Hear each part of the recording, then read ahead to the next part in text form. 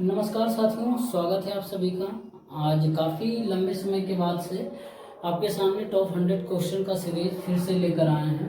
और इस सीरीज को रोकने का कारण था कि हम लोग एसएससी सीजीएल 2024 का जो है प्रीलिम्स बेस 25 क्वेश्चन का सेट प्रैक्टिस कर रहे थे। और उस प्रैक्टिस सेट का हम लोगों सेट नंबर 2 तक कंप्लीट कर लिया था। उसके बाद फिर अब सोचें क्यों ना ये टॉप 100 क्वेश्चन का सीरीज जो बचा था इस क्वेश्चन को कंप्लीट कर लिया जाए जितना भी बचा है। तो साथियों मैं 200 क्वेश्चन तक लेकर जाऊंगा और इसको समाप्त कर दूंगा, क्योंकि जो 200 क्वेश्चन में हर एक क्वेश्चन टाइप के क्वेश्चन आपको बता देंगे तब तक, और आपका पूरा मैथ जो है ना लगभग कवर हो जाएगा। इस सीरीज को आप देखिए जाकर। जो भी स्टूडेंट्स हमारे चैनल पर नए हैं, हम पहली बार देख रहे हैं, वो आप जाकर पहले टॉप 100 क्वेश्चन का सीरीज देखिए, उसके बाद बताइएगा कमेंट बॉक्स में कैसा है और उसका लेवल बताइएगा। और बार बार उस तरीके का क्वेश्चन मेरे भाई पूछा जाता है और स्टूडेंट्स जो है उसमें गलती कर बैठते हैं, फंस जाते हैं। उसका हम शॉर्टकट मेथड बताए हैं और बेसिक मेथड दोनों बताएं। हर तरीके से आपको सोचने की क्षमता भी डेवलप कर दिए हैं। तो देखिए, हम लोग पिछले क्लास में इस सीरीज का जो है 144 नंबर क्वेश्चन तक कंप्लीट कर लिया था और आज जो है 145 से लेकर स्टार्ट करेंगे और जितना संभव हो सके आज के क्लास में हम करेंगे। तो आज के क्लास का जितने भी क्वेश्चन होगा मेरे भाई वो मेंसुरेशन और एरिया बेस्ड क्वेश्चन होगा। तो देखिए, पहला क्वेश्चन आपके सामने बोल रहा है, एक समांतर चतुर्भुज की दो आसन्न भुजाएं हैं, ए और बी है, और उनके अंतर्गत कोण जो है ना वो थीटा है। तो आपसे पूछ रहा समांतर चतुर्भुज का क्षेत्रफल कितना है। बहुत ही अच्छा क्वेश्चन है मेरे भाई। देखिए, सबसे पहले एक समांतर चतुर्भुज बना लेते हैं, ठीक है ना। ये समांतर चतुर्भुज है, ठीक है ना। दो आसन्न भुजाएं ए और बी है। मान लेते हैं ये ए है भुजा और ये बी होगा आसन्न भुजा, मतलब बगल के भुजा। और इसके अंतर्गत जो है कोण वो है ना वो थीटा है, ठीक है ना। ये मान लेते हैं एंगल थीटा है। और समांतर चतुर्भुज में आपको पता होनी चाहिए कि ये थीटा होगा तो सामने वाला भी एंगल थीटा होगा, ये अल्फा होगा तो ये भी अल्फा ही होगा, और ये भुजा जितना होगा वो भी सामने वाली भुजा उतना ही होगा। मतलब आमने सामने के भुजा बराबर होगा, आमने सामने का कोण बराबर होगा। तो ये भुजा ए है तो ये भी ए हो जाएगा, ठीक है ना। तो फिलहाल हमसे एरिया पूछ रहा है। तो देखिए साथियों, ये थीटा है तो ये भी थीटा होगा मेरे भाई। ये भुजा ए है तो सामने वाली भुजा भी ए होगा, और ये बी है तो ये सामने वाली भुजा भी बी ही होगी। तो देखिए, इसका क्षेत्रफल क्या निकालना होगा। तो हम पहले एक इससे विकर्ण खींच लेते हैं, ठीक है ना। तो विकर्ण खींच लेते हैं तो पहले हम इसका नाम दे देते हैं पी क्यू आर एस, ठीक है ना। तो देखिए, हम चतुर्भुज का क्षेत्रफल निकालने का फॉर्मूला एक पता है, समांतर चतुर्भुज की आधार गुने ऊंचाई होता है ना। तो यहाँ पर देखिए, आधार तो ठीक है दिया हुआ अनुमान निकल जाएगा, लेकिन ऊंचाई नहीं पता है। तो ऊंचाई हमको नहीं पता है, कैसे निकलेगा वो भी हो जाएगा मेरे भाई। सबसे पहले एक दो मेथड में बताऊंगा इस क्वेश्चन को करने के लिए। देखिए, इसमें दो त्रिभुज बन गया, विकर्ण खींचे। तो अब इस त्रिभुज का क्षेत्रफल निकाल के इस त्रिभुज के क्षेत्रफल निकाल के दोनों को जोड़ देंगे तो पूरे चतुर्भुज का क्षेत्रफल निकल जाएगा। तो अब देखिए, इस त्रिभुज में क्षेत्रफल निकालने का तरीका क्या होगा। किसी भी त्रिभुज के क्षेत्रफल निकालते हैं तो क्या करते हैं, 1/2 करते हैं। इसके दोनों भुजा का मल्टीप्लीकेशन इंटू ए इंटू बी इंटू इन दोनों के भुजा के बीच का जो थीटा है वो साइन थीटा से मल्टीप्लाई कर देते हैं। असल में यही होता है, कोई भी त्रिभुज का क्षेत्रफल निकालते हैं ना तो यही होता है। जैसे ये समकोण त्रिभुज है मेरे भाई, ये 90 डिग्री होता है ना, तो हम क्या कर देते हैं, डायरेक्ट लिख देते हैं इस समकोण त्रिभुज का क्षेत्रफल 1/2 इंटू बेस इंटू हाइट। लेकिन असल में ये नहीं होता। असल में होता क्या है, ये बेस है, मान लेते हैं ये हाइट है, तो हम क्या करते हैं 1/2 इंटू ये दोनों भुजा का मल्टीप्लीकेशन लेते हैं B into H into sine theta लेते हैं। साइन इन दोनों की भुजा के बीच का एंगल जो है साइन 90 डिग्री, तब जाकर होता है साइन 91 होता है, तब 1/2 इंटू बेस इंटू हाइट होता है। ये बात याद रखिएगा, किसी भी त्रिभुज का क्षेत्रफल इसी तरीके से निकलता है। तो ये हो गया मेरे भाई। फिर एक और त्रिभुज बन गया, तो इस त्रिभुज का भी क्षेत्रफल उसी तरीके से निकलेगा और यही दोनों बराबर हो जाएगा। ये भी दोनों तो सेम ही हो जाएगा। तो सीधे यहाँ 2 से मल्टीप्लाई कर देते हैं। क्यों जोड़ेंगे, 2 से मल्टीप्लाई कर देते हैं। दोनों त्रिभुज लगभग क्या सेम ही बनेगा। तो 2 से मल्टीप्लाई करेंगे, खत्म कहानी। तो ए बी क्या हो जाएगा मेरे भाई, साइन थीटा। आपसे यही पूछ रहा था समांतर चतुर्भुज का क्षेत्रफल क्या होगा। कितना आसान तरीके से निकल गया। तरीका एक बताएंगे, दूसरा मेथड भी मैं आपको बता देता हूँ। देखिए क्या है ना, ये समांतर चतुर्भुज है मेरे भाई, ये समांतर चतुर्भुज है ना। अब देखिए ये ए है, ये बी है, ये बी, ये ए, ये भी होगा, ठीक है। तो हम समांतर चतुर्भुज का क्षेत्रफल क्या लिखते हैं, फार्मूला, उस फार्मूला पे भी बनेगा। समांतर चतुर्भुज का क्षेत्रफल हो जाता है मेरे भाई, आधार गुने ऊंचाई होता है ना, आधार गुने ऊंचाई इतना होता है ना।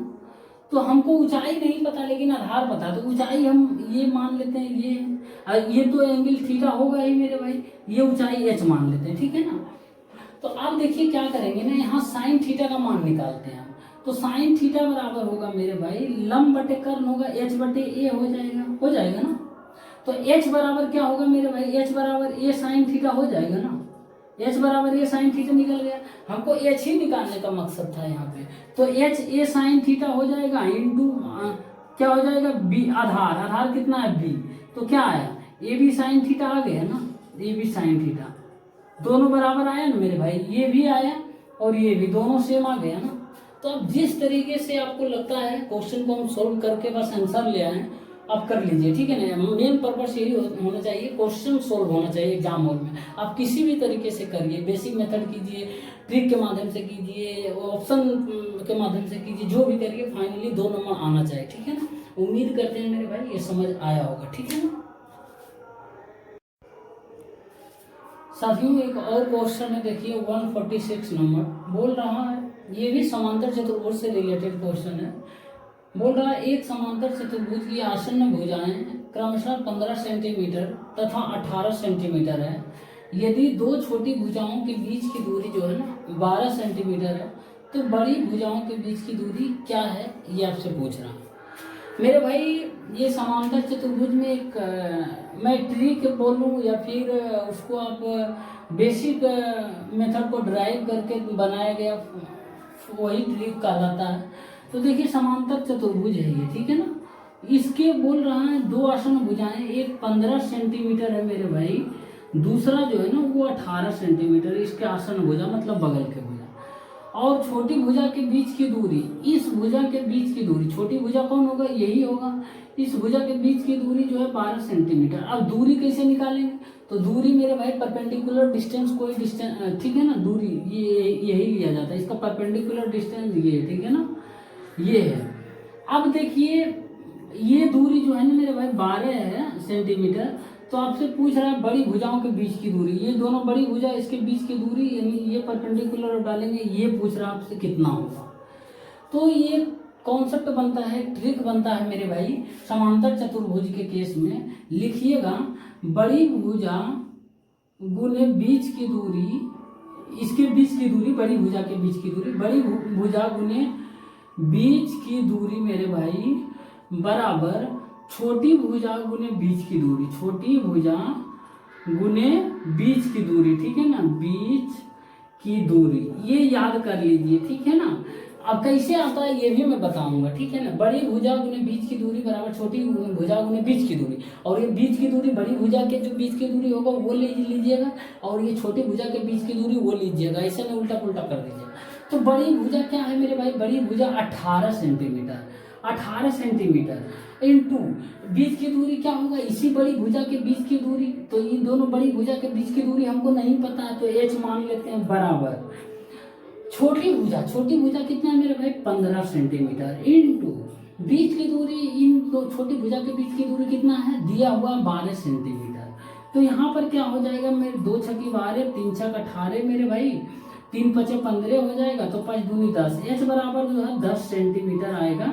छोटी सॉरी क्या है, हाँ बड़ी भुजा के बीच की दूरी जो है ना 10 सेंटीमीटर। अब देखिए ये होता कैसे मेरे भाई, मैं वो भी बता देता हूँ। कुछ लोगों को हो सकता है बोलिएगा कि नहीं हमको फार्मूला याद करना है या नहीं रहेगा याद, भूल जाएंगे। तो हालांकि बहुत सिंपल फार्मूला है, बड़ी भुजा गुने बीच की दूरी छोटी भुजा गुने बीच की दूरी। तो देखिए ये क्या है ना, ये चतुर्भुज है ना, इस समांतर चतुर्भुज का क्षेत्रफल क्या होता है मेरे भाई? आधार गुने ऊंचाई होता है, तो ये आधार कितना होगा 18 गुने ऊंचाई, ये इसका हो जाएगा h1 मान लेते हैं बराबर। अब देखिए क्या करेंगे, ये इसको आधार मानिए या फिर इसको मानिए, क्या दिक्कत है, हम इसको भी मान लेंगे आधार। तो इसके लिए आधार मानेंगे, क्या हो जाएगा ये आधार मतलब ये बराबर होगा ना, दोनों ये बराबर होता है, पिछले क्वेश्चन में बताया था। तो ये हो जाएगा 15, ये भी 15 है ना, तो 15 गुने इसका बीच की दूरी कितना हो जाएगा मेरे भाई 12 हो जाएगा ना। आधार गुने ऊंचाई होता है ना, हम आधार ये मान लेंगे समांतर चतुर्भुज में इस बार।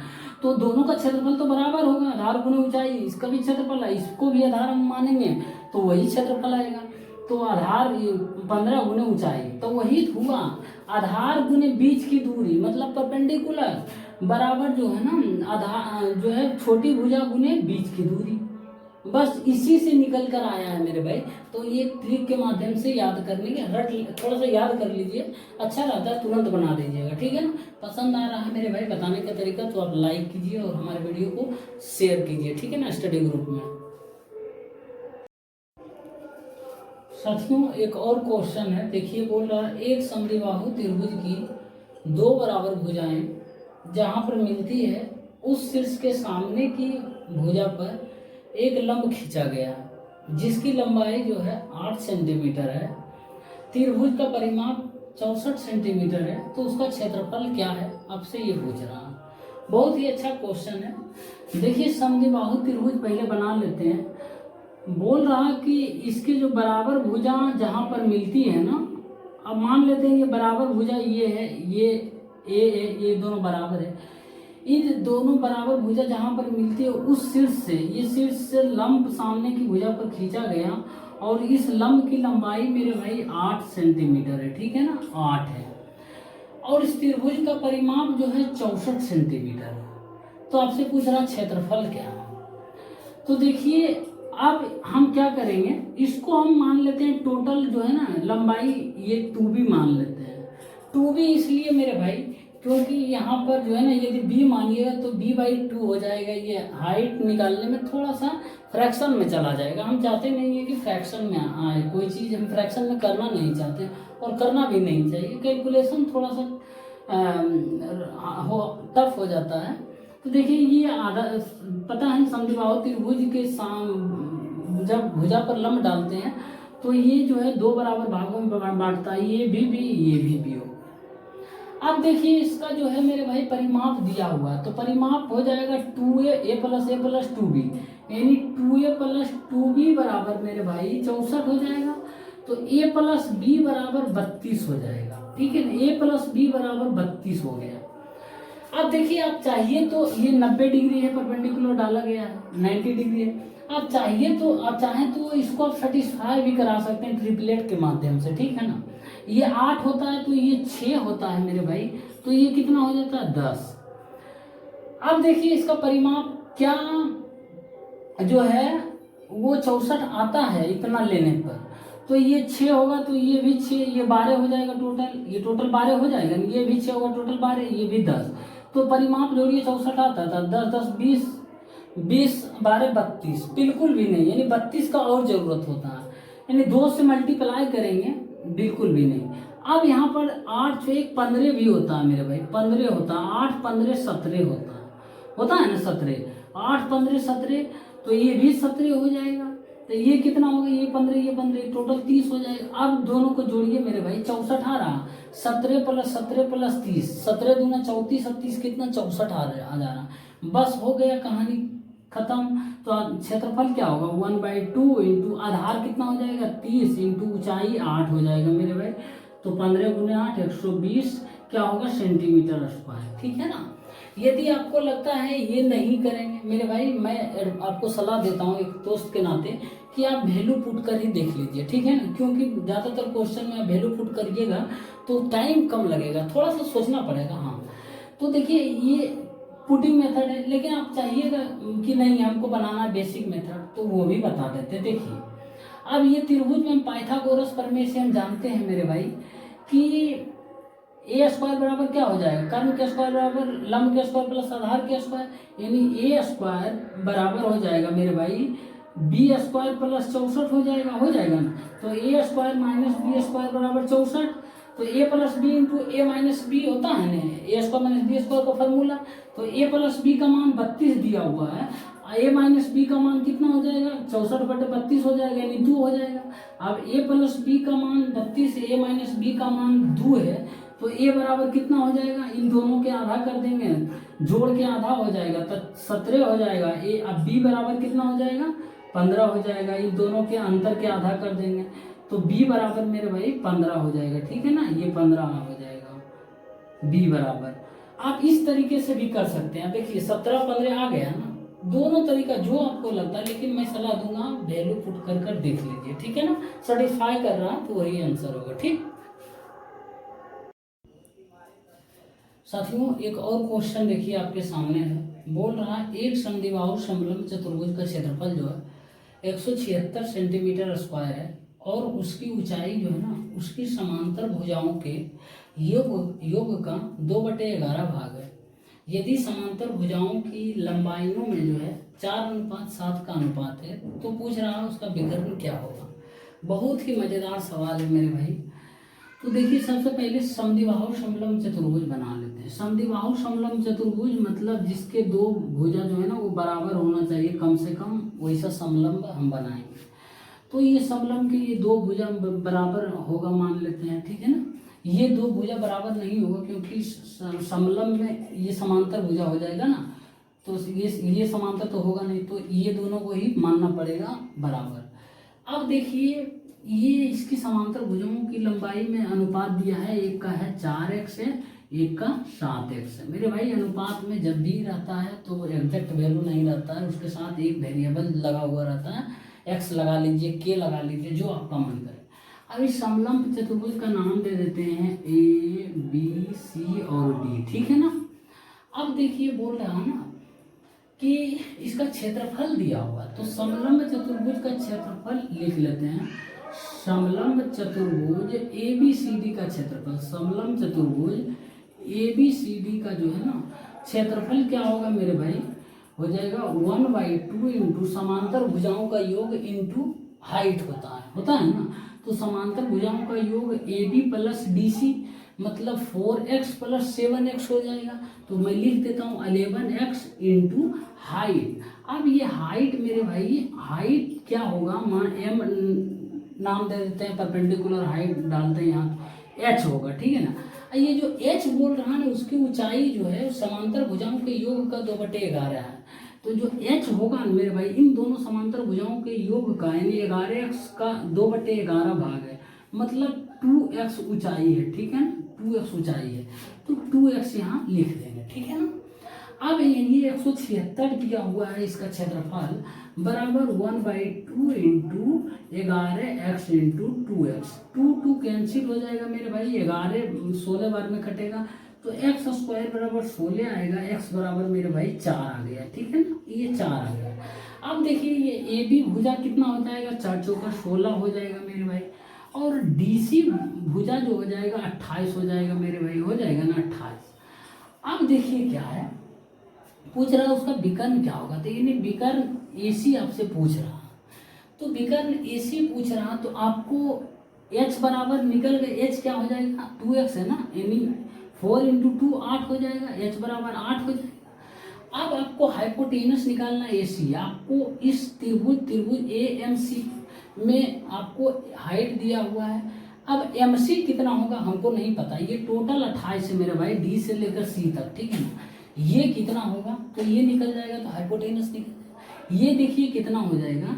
अब हम यदि इस पर ये डालते हैं मेरे भाई, ये परपेंडिकुलर n डालते हैं, ठीक है ना, n डालते हैं, तो देखिए ये 16 है, तो यहाँ से यहाँ तक भी mn भी 16 होगा, तो बचता है 28 में 16 घटाएंगे तो 12 बचेगा, 12 में से ये दोनों भाग आधा आधा मिल जाएगा, यानी 6 भाग इसको मिलेगा, 6 भाग इसको मिलेगा, तो ये कितना होगा 16 हो जाएगा, 16 ये हो जाएगा मेरे भाई। तो 16 टोटल यहाँ से लेके यहाँ तक 22 हो जाएगा ना, यहाँ से लेके यहाँ तक ये M से लेकर C तक जो है ना वो 22 हो जाएगा। तो मैं डायरेक्ट लिख देता हूँ यहाँ पर 22 ये, ठीक है ना, ये 22 है और ये 8 है, तो ये कितना होगा।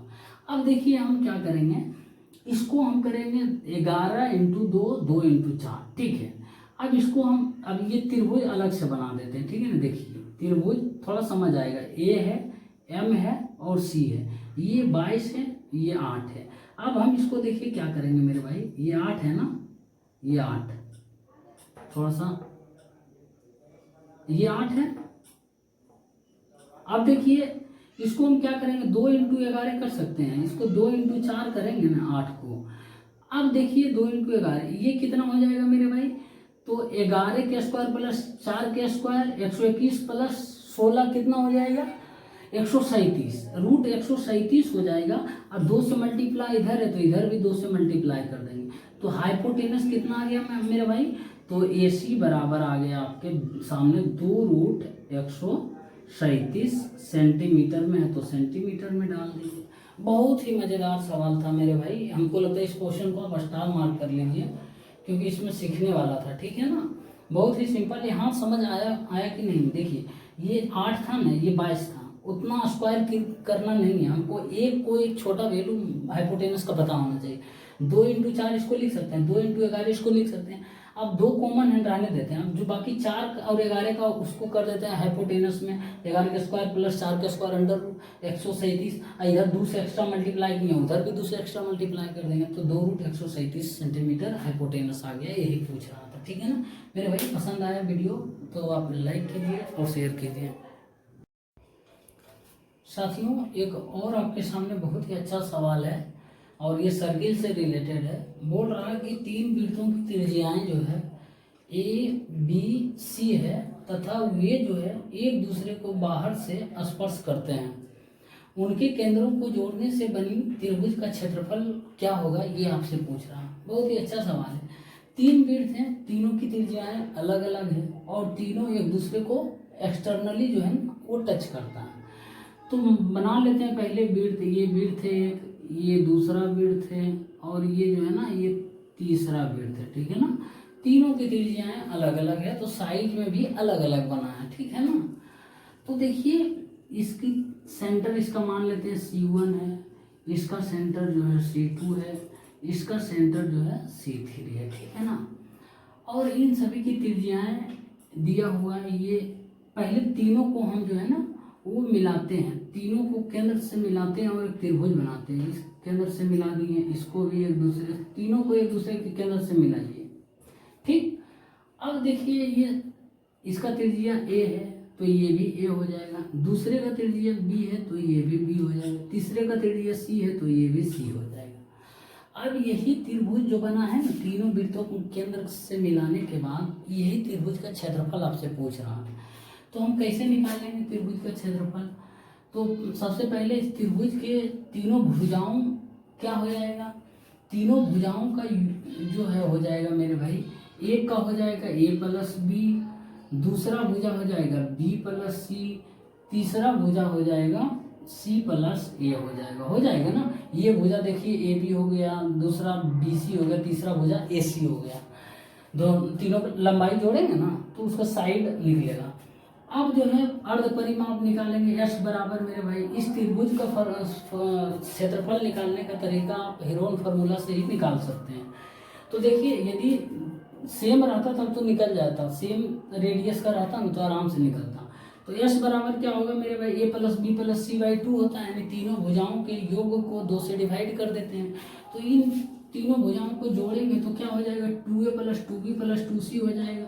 तो 2 कॉमन लेंगे, a plus b plus c by 2 हो जाएगा, ठीक है ना। यहाँ समझ में आया, a plus B plus C by 2 होता है, यानी ये जो होता है त्रिभुज का भुजा, तो ये त्रिभुज का एक भुजा ये है, दूसरा भुजा ये है, तीसरा भुजा ये, तीनों को जोड़ेंगे तो 2ab plus 2bc plus 2c है, 2 common ab plus bc plus c है, ठीक है ना।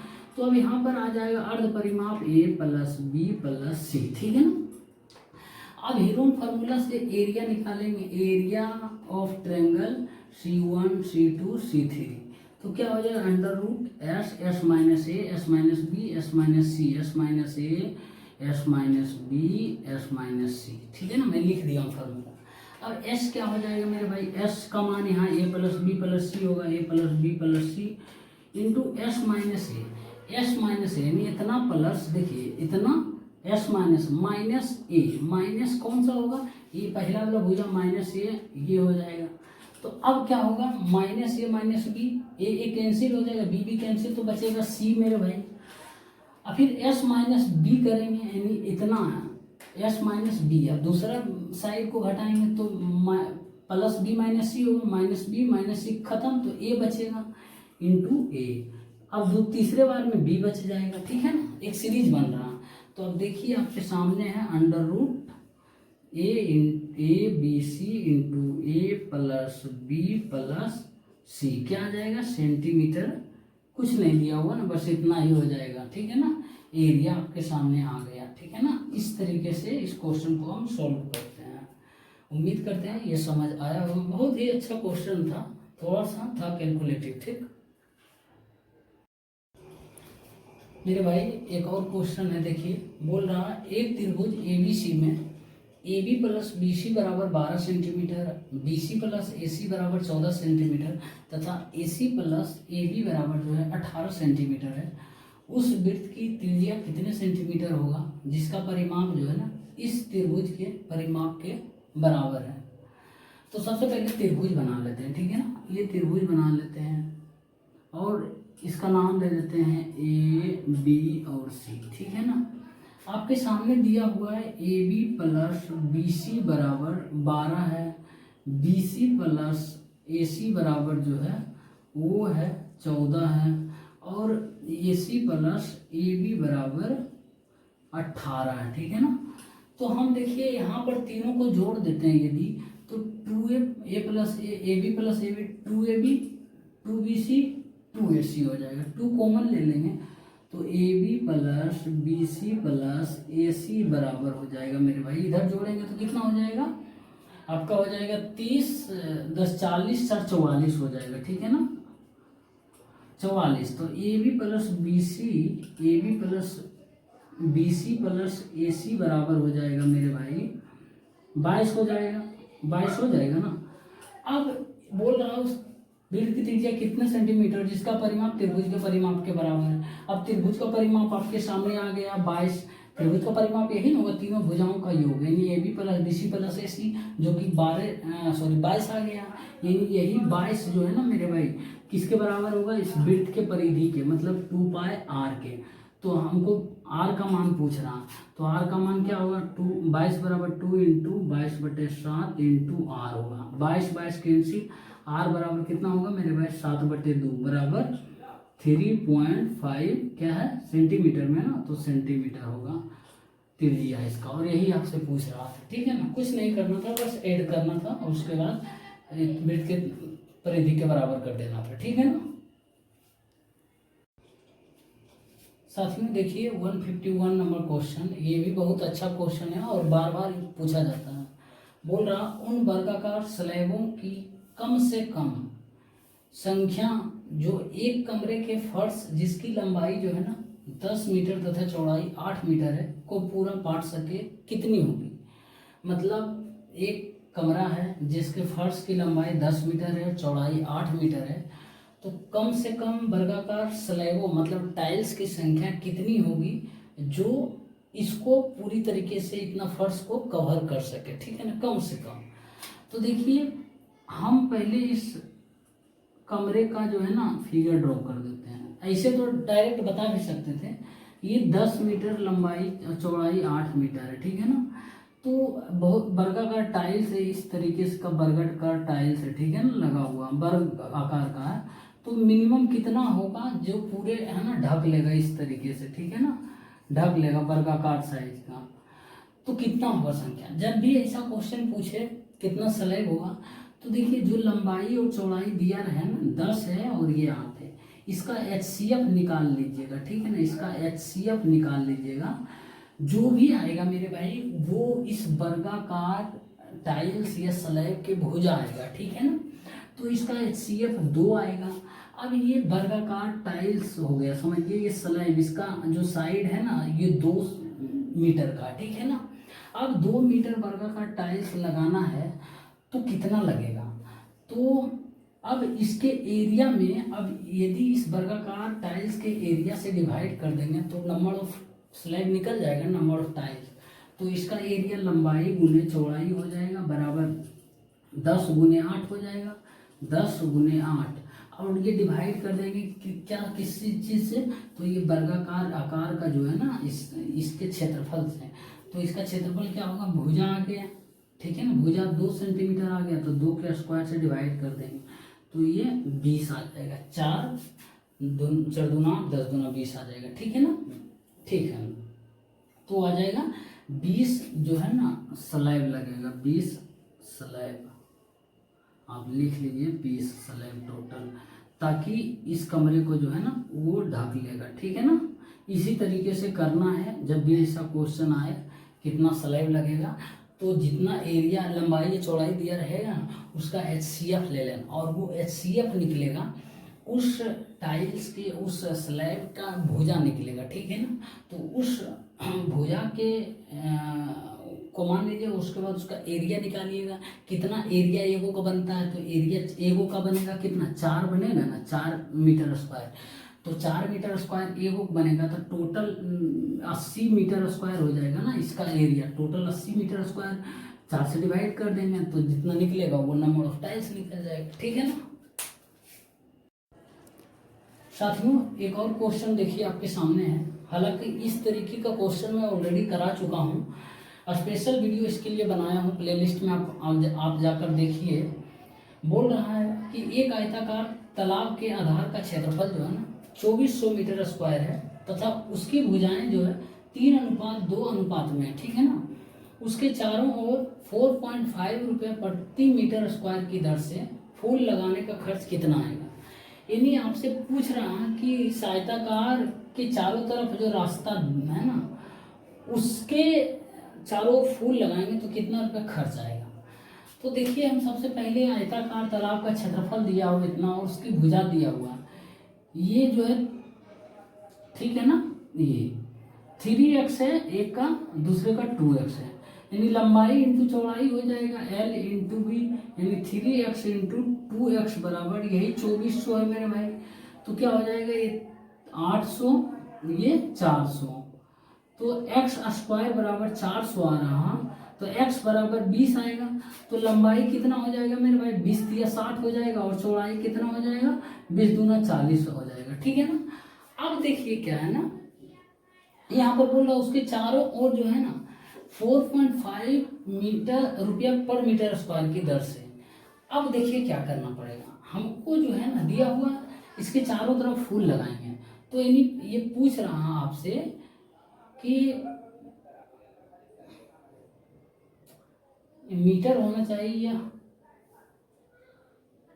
देखते हैं इसके क्षेत्रफल क्या होगा 2400। ये बिल्कुल भी नहीं, कुछ तो एरर है क्वेश्चन में, मैं देख लेता हूँ। प्रति मीटर की दर से है मेरे भाई, यहाँ मीटर स्क्वायर नहीं होगा, इसीलिए तो लगा मीटर स्क्वायर कैसे आ जाएगा, तो फिर इस रास्ते का चौड़ाई भी देना चाहिए था। तो अब बोल रहा 4.5 रुपये प्रति मीटर की दर से फूल लगाने का खर्च कितना आएगा, तो इसका परिमाप हम निकाल लेते हैं। तो परिमाप क्या हो जाएगा इस आयताकार तालाब का, तो 2 इंटू लंबाई प्लस चौड़ाई 60 प्लस 40, ठीक है ना, तो ये हो जाएगा 2 इंटू 100, इतना आएगा, यानी इतना मीटर आएगा मेरे भाई। तो आपसे पूछ रहा कि 1 मीटर का 4.5 रुपया लग रहा खर्चा, तो 200 मीटर का कितना लगेगा, तो 4.5 से मल्टीप्लाई कर देंगे, 4.5 का मतलब 9/2 लिख सकते हैं ना। तो यहाँ पर देखिए क्या हो जाएगा, 2 2 कट जाएगा, तो 100 गुने 9 बराबर 900 रुपया आ जाएगा, ठीक है ना। इस तरीके से किया जाता है, ठीक है ना। थोड़ा सा यहाँ लिखने में गड़बड़ हो गया, ठीक है ना मेरे भाई।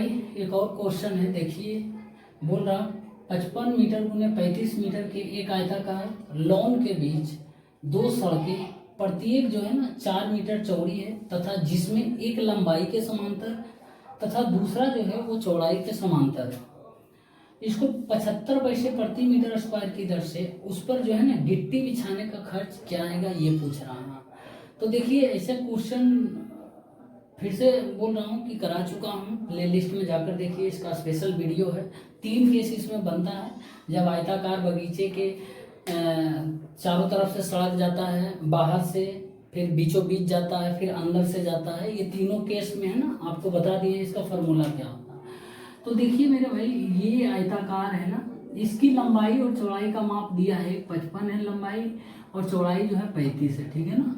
अब बोल रहा है इसके बीचों बीच जो है ना, इसके बीच दो सड़कें प्रत्येक 4 मीटर चौड़ी है जाती है। एक लंबाई के समांतर जा रही है, ये लंबाई के समांतर सड़क है, और दूसरा जो है चौड़ाई के समांतर है, ठीक है ना। बीच में बोल रहा है, बीच दो सड़कें जा रहा है, ठीक है ना। और जिसकी चौड़ाई जो है 4 मीटर है, ये 4 मीटर चौड़ाई का सड़क गया है बीचों बीच।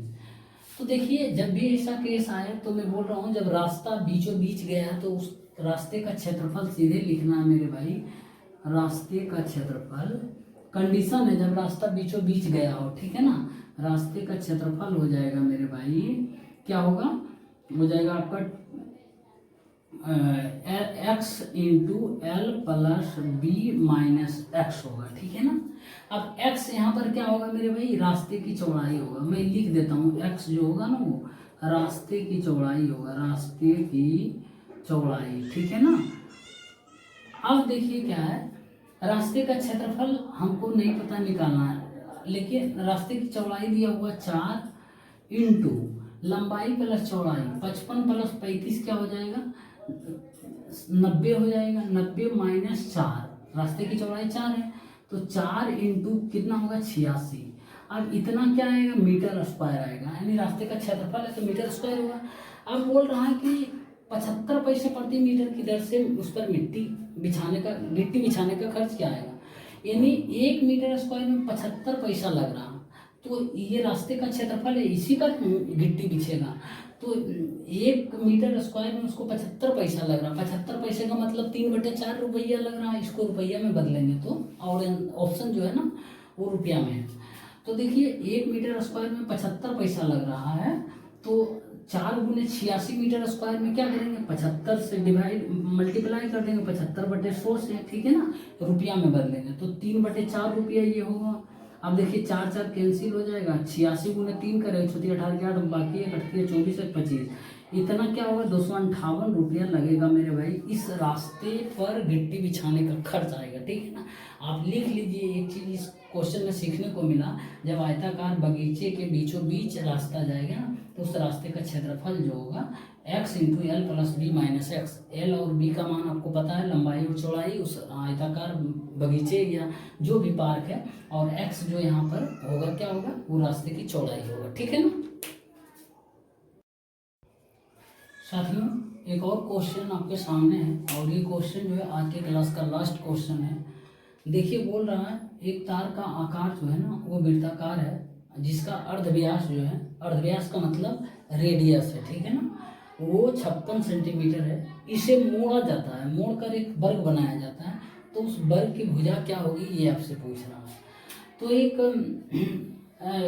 तो क्या करेंगे इस क्वेश्चन में, एक दूसरे का परिधि बराबर कर देंगे, ठीक है ना, क्योंकि जितने लंबाई का जो वृत्ताकार तार होगा ना उसको मोड़ने के बाद जो वर्ग बनाएंगे टोटल लंबाई वही तार के बराबर होगा ना।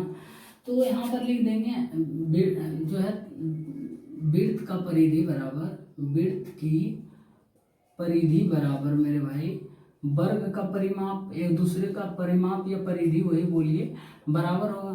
तो इसका परिधि 2πr होता है, 2πr बराबर 4a होता है वर्ग का परिमाप। 2 इंटू 22/7 इंटू रेडियस कितना हो जाएगा, 56 बराबर 4 इंटू a हो जाएगा। अब देखिए 7 8 56 हो जाएगा, ये 4 दूना 8 हो जाएगा, तो 2 गुने 22 गुने 2 कितना हो जाएगा, a बराबर मेरे भाई 88 क्या हो जाएगा सेंटीमीटर। और आपसे यही पूछ रहा था वर्ग की भुजा क्या होगा, आपके सामने 88 सेंटीमीटर। बहुत ही सिंपल क्वेश्चन था। उम्मीद करते हैं साथियों आज की क्लास में जितना भी 10 क्वेश्चन बताएं वो समझ आया होगा, और सभी के सभी अच्छे क्वेश्चन है मेरे भाई, इंपॉर्टेंट क्वेश्चन है, इस सबको बार बार रिपीट करके पूछा जाता है एग्जाम में। और मेरे पढ़ाने का तरीका आपको अच्छा लग रहा है तो आप मेरे वीडियो को लाइक कीजिए, और हमारे चैनल पर नए हैं तो सब्सक्राइब कीजिए, और ये वीडियो को स्टडी ग्रुप में ज़रूर शेयर कीजिए मेरे भाई। टॉप 100 क्वेश्चन का सीरीज बहुत ही इंपॉर्टेंट है, ठीक है ना। आप एक बार पढ़ लीजिए, टोटल वीडियो देख लीजिए, उसके बाद आप बताइएगा कैसा है और कितना बेनिफिट आपको मिलता है। उसके बाद आप कोई भी टॉपिक उठाकर देखिए, बनाइए, ठीक है ना। तो मिलते हैं साथियों नेक्स्ट क्लास में, तब तक के लिए धन्यवाद।